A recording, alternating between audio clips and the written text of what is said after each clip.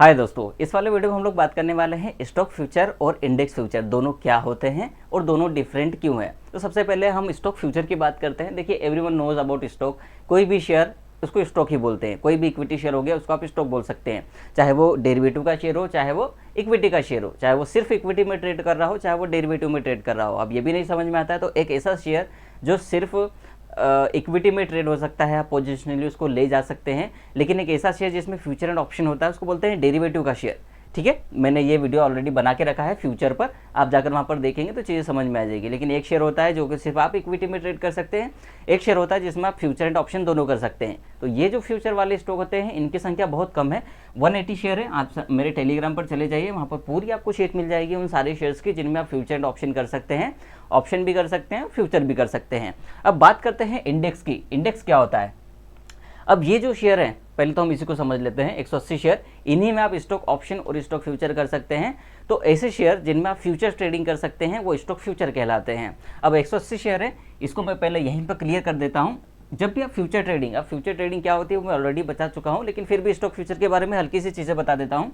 जब भी आप किसी स्टॉक फ्यूचर को ट्रेड करते हैं या करना चाहते हैं तो इसमें आपको दो चीज़ें ज़रूर मिलेंगी। एक तो मिलेगी एक्सपायरी जो कि मंथली होती है हमेशा, और दूसरा होता है लोट साइज़, और ये चेंज नहीं होता, बहुत बाद में चेंज होता है, जब सेबी को लगता है तब वो चेंज करती है। ठीक है, अब यहाँ पर समझिए एक्सपायरी, 3 एक्सपायरी होती है 3 महीने की।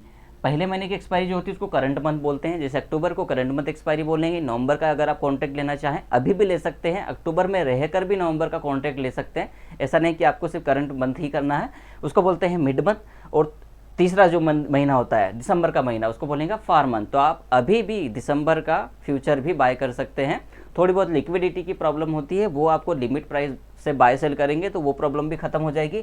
दूसरा होता है लोट साइज। 180 शेयर है, सबके लोट साइज अलग हो सकते हैं, ज़रूरी नहीं कि अलग हों। किसी 2 स्टॉक के लोट साइज 1000 भी हो सकते हैं, 500 भी हो सकते हैं।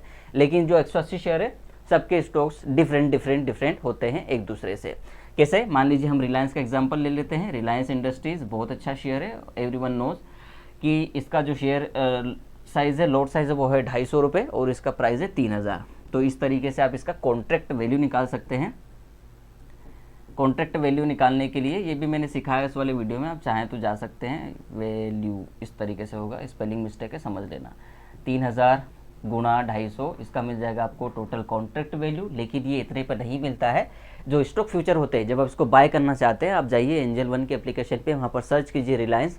आपको पहले NSE BSE के भाव दिखेंगे, फिर पहला फ्यूचर, दूसरा फ्यूचर, तीसरा फ्यूचर, ये दिखेंगे।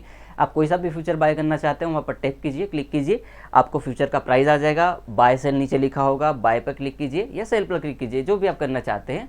वहाँ पर आपको सिंगल लोट डालना है, क्वांटिटी डालना, नीचे आपको एक मार्जिन दिख जाएगा कि उतने में मिलेगा। तो ये इतने में नहीं मिलेगा, आपको बहुत कम में मिल जाएगा। ठीक है, तो ये होता है स्टॉक फ्यूचर। अब बात करते हैं हम लोग इंडेक्स फ्यूचर की। देखिए, इंडेक्स की जब भी बात आती है तो इंडेक्स फ्यूचर दोनों जगह है। आपके NSE में भी इंडेक्स है और BSE में भी इंडेक्स है। अब एक इंडेक्स क्या होता है वो पहले समझा देता हूँ। किसी भी सेक्टर का समूह या बंच ऑफ स्टॉक जो रिप्रेजेंट करता है किसी सेक्टर को, किसी देश की इकोनॉमी को, या पर्टिकुलर एक बेंचमार्क है, उसको आप बोलते हैं इंडेक्स। जैसे आपका निफ्टी हो गया, बैंक निफ्टी होगा। निफ्टी क्या बताता है? पूरे देश की इकोनॉमी को बताता है, 50 लार्ज कैप कंपनीज को बताता है जो देश को चलाती या मेजरली उन पर फोकस होता है। उसको देखकर दूसरे देश वाले यहाँ पर निवेश करते हैं या उसे पता चलता है कि देश की इकोनॉमी कहाँ जा रही है, ग्रोथ कर रहा है, नहीं कर रहा है। उसी तरीके से निफ्टी NSE में हमारे पास 5 इंडेक्स है और BSE में हमारे पास 2 इंडेक्स है जिनमें ट्रेड किया जा सकता है। इंडेक्स तो दोनों के काफ़ी बहुत है। जैसे निफ्टी मेटल हो गया, जिसको CNX मेटल करके सर्च करेंगे तो मिल जाएगा। निफ्टी IT हो गया, निफ्टी फार्मा हो गया, निफ्टी मीडिया हो गया, बहुत सारे स्टॉक है। निफ्टी टेलीकॉम ले लो आप, बहुत सारे स्टॉक इंडेक्स है जहाँ पर आप ट्रेड नहीं कर सकते।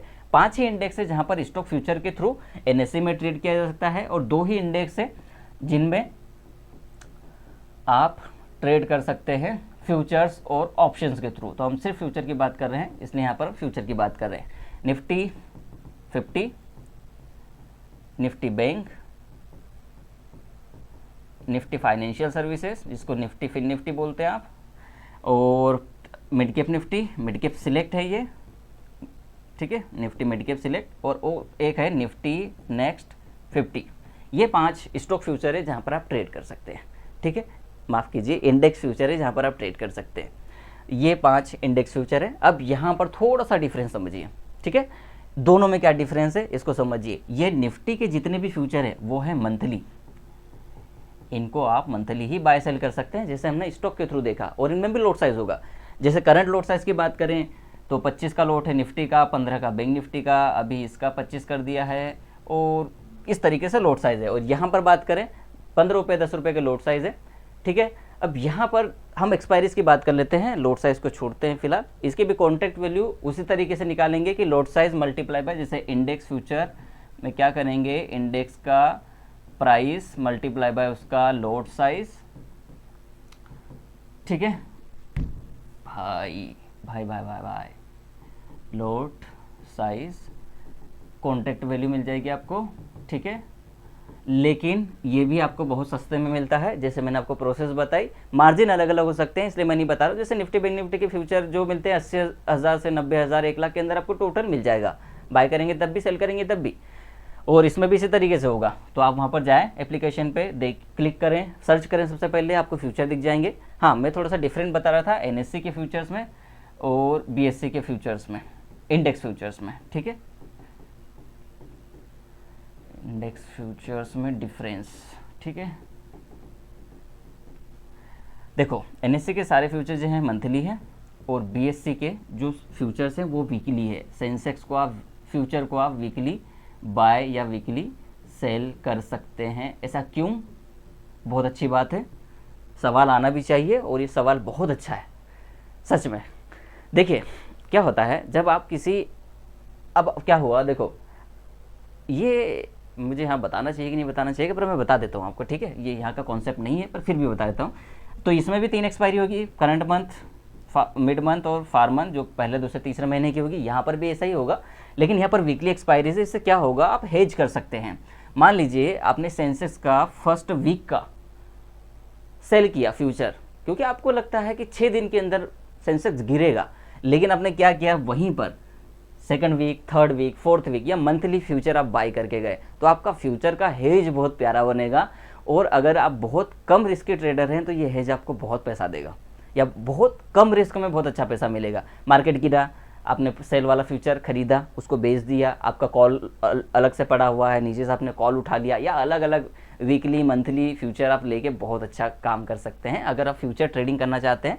और मेरा ये सजेशन है कि जो भी व्यक्ति ऑप्शन ट्रेडिंग में आना चाहता है या फ्यूचर ट्रेडिंग में आना चाहता है, वो पहले इन 2 फ्यूचर्स पर ध्यान दे। या फिर आप इस तरीके से कर सकते हैं कि निफ्टी वर्सेस सेंसेक्स खेले, निफ्टी 50 वर्सेस सेंसेक्स 30, यहाँ पर आप ट्रेड करें हेज बना के, तो शायद आपको अच्छा पैसा मिल सकता है अगर आप फ्यूचर ट्रेडिंग करना चाहते हैं। तो आई होप आपको समझ में आएगा इंडेक्स फ्यूचर और स्टॉक फ्यूचर क्या होता है। जो भी फ्यूचर होते हैं शेयर्स के वो कहलाते हैं स्टॉक फ्यूचर्स, और जो भी फ्यूचर्स होते हैं इंडेक्स के वो कहलाते हैं इंडेक्स फ्यूचर। मैंने आपको समझाया 5 NSE के फ्यूचर्स हैं इंडेक्स में, और 2 इंडेक्स फ्यूचर हैं BSE के, वहीं पर 180 शेयर्स हैं आपके NSE में स्टॉक फ्यूचर के थ्रू। इस तरीके से आप ट्रेड कर सकते हैं।